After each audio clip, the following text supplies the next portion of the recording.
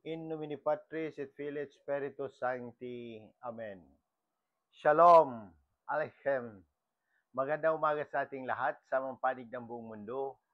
Mga nakikinig at nanonood ngayon, atin ang mapakinggan ang mabuting balita ng Panginoon ayon kay San Juan. Glory to you, Lord Jesus Christ. Si Tomas na tinaguriang kambal, isa sa 12, ay hindi nila kasama nang dumating si Jesus. Kaya't sinabi sa kanya ng ibang alagad, "Nakita namin ang Panginoon."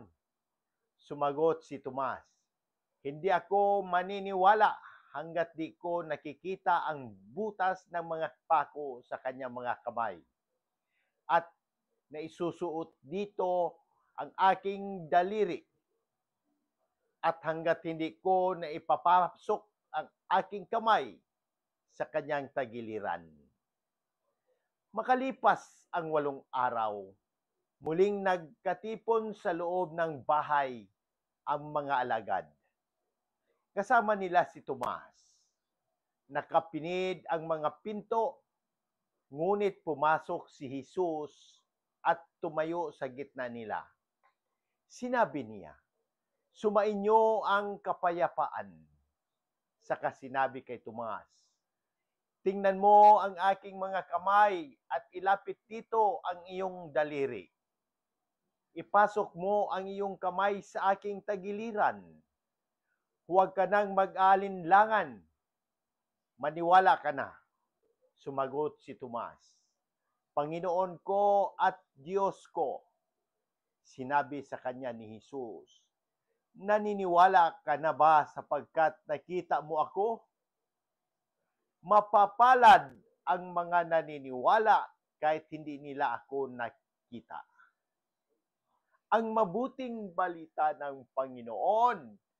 Praise to you, Lord Jesus Christ.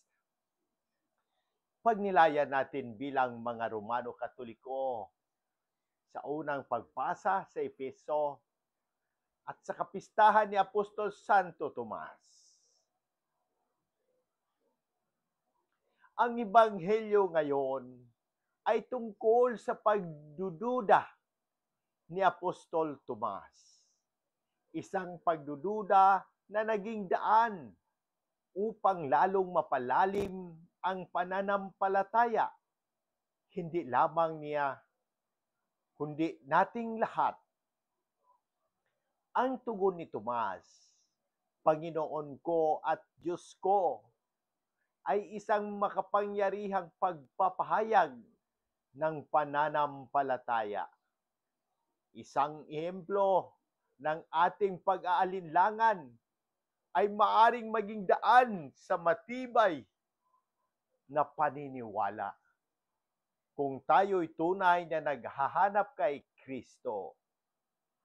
Sa unang pagbasa sa Efeso ay nagpapaalala sa atin na tayo ay hindi dayuhan sa simbahan, kundi kabahagi ng sambahayan ng Diyos.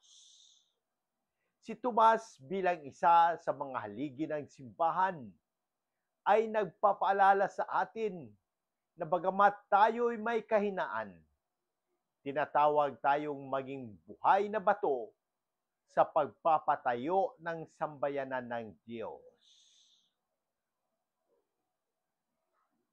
Mga halimbawa sa pagbabago ngayong panahon.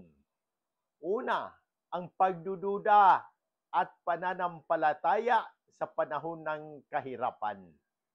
Maraming tao ngayon ang nagtatanong, nasaan ang Diyos sa gitna ng karamdaman, kagutuman at digmaan?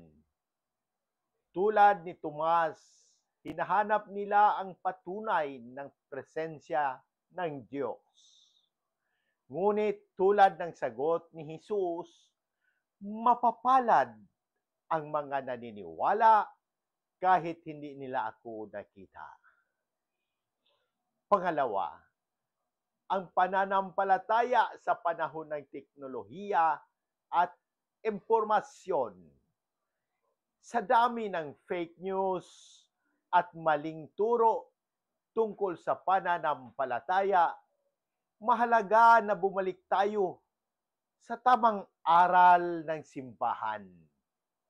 Katulad ni Tomas, dapat nating suriin at tanungin, pero sa dulo ay tanggapin ang katotohanan sa liwanag ng Ebanghelyo. Pangatlo, tugon ng simbahan sa pangkalahatang sakit at krisis. Ang simbahan ay naging aktibo sa pagbibigay ng tulong, pag-asa. Maraming parokya ang nagsagawa ng online mass, counseling, at prayer brigades. Ito'y patunay na buhay ang simbahan sa gitna ng pagsubok. Paano natin itatama ang ating mga pagkakamali? Ang pagbabalik loob sa Diyos. Sa sakramento ng kumpisal, hinahanap tayo ng Diyos upang hipuin ang ating mga sugatang bahagi. Ang paglilingkod sa simbahan, maging aktibo sa parokya, maging extraordinary ministers of Holy Communion, katikista, o voluntaryo. Ang pagturo ng tamang pananampalataya sa ating pamilya, sa social media, o kapitbahay, maging liwanag tayo. Ang ating mga referensya ay nagmula sa Catechism of the Catholic Church. Faith is certain. It is more certain than all human knowledge because it is founded on the very word of God. John chapter 20 verse 29, Blessed are those who have not seen and yet have believed. Efeso, kayo ay itinayo sa saligan ng mga apostol at sa mga propeta, si Kristo Jesus ang batong panulukan. Manalangin tayo. Aming Amang mapagmahal, dumulog kami sa iyong walang hanggang awa sa pamamagitan ng panalangin ni Apostol Tomas, na sa kabila ng kanyang pagdududa ay lubos na naniwala sa iyo. Kami po ay nagpapakumbaba at humihingi ng kagalingan para sa aming obispo, Jose Bantolo, mga pari naming sina Padre Vicente Gomez, Padre Boy Bautista, Padre Cesar Laurio, at Padre Nathaniel Cañares. Ipagkaloob mo rin ang paggaling ni na Raymond Lawrence, Jonah, at sa lahat ng may karamdaman sa aming pamilya, simbahan, at sa buong mundo. Inaangkin namin ang kagalingan sa pamamagitan ng iyong banal na dugo, Panginoong Hesus, sa tulong ng aming mahal na Inang Maria, mga anghel at santo, lalo na si Santo Tomas na apostol, hipuin mo kami at pagalingin.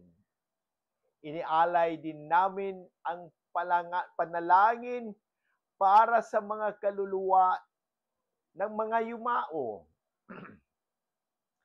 lalo na si Pope Francis, si Manuel Sr., at ang mga kaluluwa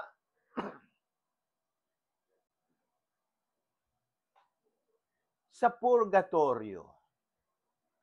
Naway makapiling nila ang iyong liwanag sa langit. Inang Maria, ipanalangin mo kami. Santo Tomas na Apostol, Ipanalangin mo kami. Amen. Sa muli, hinihikayat ko ang lahat, Katoliko man o hindi, na magtanong at pagnilayan ang mensahe ng Ebanghilyong ito. Kung may mga katanungan kayo tungkol sa pananampalataya, ang ating simbahan, o anumang aspeto ng ating buhay, bukas ang aking puso na sagutin ang mga ito. Sama-sama nating pagnilayan at pahalagahan ang habag at pag-ibig ng Diyos na pinapahayag ni Jesus sa Ebanghilyong ito. Sa pamamagitan ng ating mga gawain at salita, naway maging daluyan tayo ng habag at pagmamahal ng Diyos sa lahat ng tao. Amen. In nomine Patris et Filii et Spiritus Sancti. Amen. God bless!